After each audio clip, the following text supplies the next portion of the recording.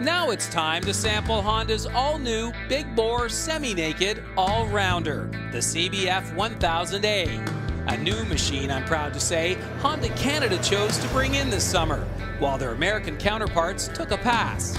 And speaking of passing, not a problem here since this baby is powered by the same liquid-cooled, fuel-injected inline-4 lifted straight from the CBR1000RR. Mind you, this block is tuned for torque, not peak horsepower, because after all, this is a machine built for the open road. As a result, Honda's modified the CBF fuel injection system to make it more streetable, while its dual exhaust, also tuned for the real world, has the very latest in catalytic technology that exceeds current Euro 3 emission standards. That said, it is a torque monster. As for stops, up front, the 41mm cartridge-type fork sports dual 296 floating discs, while out back, the Pro-Link suspension utilizes a single 240. As for running gear, the wheels are 17 inches all round. So how does it all work? Well, here's our road tester this week, Dave Fox.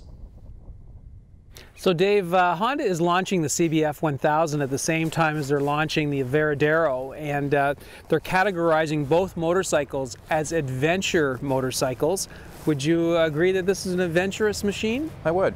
I've been a cruiser owner my whole life, and what a great fun bike to ride.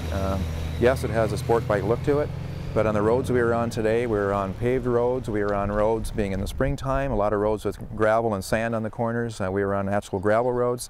I think you could ride this bike practically anywhere. Yeah. You can obviously commute through town because of the torque that it has. You could hop on the highway and take off across country very easily, and at the same time, if you got yourself into a bit of a rutty road or a gravel road, I didn't feel the least bit uncomfortable.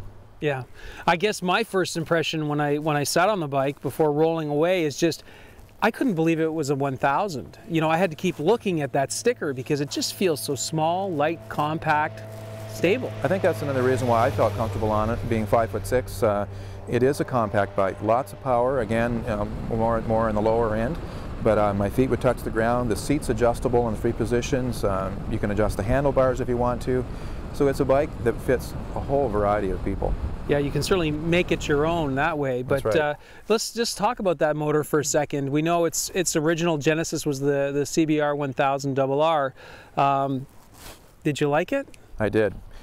Again, comparing to riding a cruiser, it's almost like riding a V-twin. There's lots of power there in the low end where sometimes you'd like to have it. Lots of torque. Lots of torque, and you just feel really comfortable with having that. And yet at the same time, it's got the zip that it needs to if you need to pass a car. Yeah. Brakes, we've got the ABS brakes. You mentioned we had a lot of dirt, sand on the road today. Did you get a chance to use the brakes, their potential? I did deliberately hit the brakes a little harder than I would normally with some of the sand, and you could feel the sensors doing their job, you know, spreading the weight out between the front and the back tire, and again, I kept it upright, and it had a very firm stop to it. What did you think about the cockpit layout and the riding position, just the general overall comfort? I mean, if you want to adventure, you've got to be comfortable all day, right? And I go back to saying you could ride it practically anywhere. I found I could sit on the bike without feeling like I was lying down that you would on a normal sport bike. So you're up a little more upright. The foot pegs put you someplace where your legs are comfortable.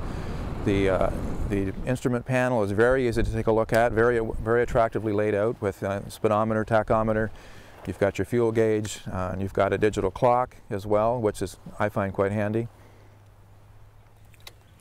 Now it's a semi-naked bike or a half-faired bike, you know, part of the all-rounder category. Did this provide much protection for you? Yes, it did. The windscreen's adjustable, much like the seat and the handlebars I mentioned earlier, and I could tell very quickly it's a little bit breezy today and cool, and the windscreen did keep the wind off of your chest as you were riding along. Could you see yourself doing some long distance on this? You know what I think about my cruiser, and I was saying to you earlier, can you fall in love twice with a different bike? And if I was to have a choice right now what bike I would buy, this would be the one I would take because it is an all-rounder, because you can ride practically anywhere.